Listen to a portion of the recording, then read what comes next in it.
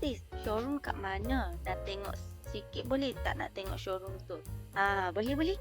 Jom kita pergi tengok showroom Nurul Katan dari luar sampai ke dalam. Jom. Inilah rupa luar showroom kami. Kalau dah sampai nak beli air dulu, boleh je, baru kita naik ke atas.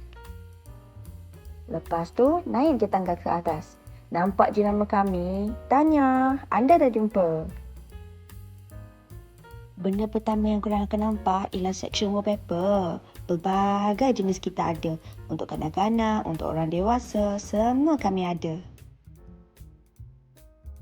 Kemudian kita ada section blinds. Tak kisahlah anda nak cari zebra blinds, roller blinds ataupun blinds yang jenis motorized.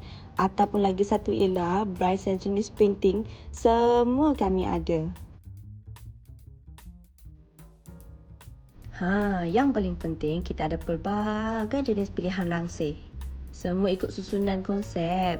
Senang kawan-kawan nak bayangkan kalau nak pasang di rumah. Nampak tak? Kalau anda datang, kita akan guide anda dari A sampai Z. Tak kisah dalam segi kain, bajet sampai siap pasang. Jadi, tunggu apa lagi? Cepat-cepat DM kami sekarang.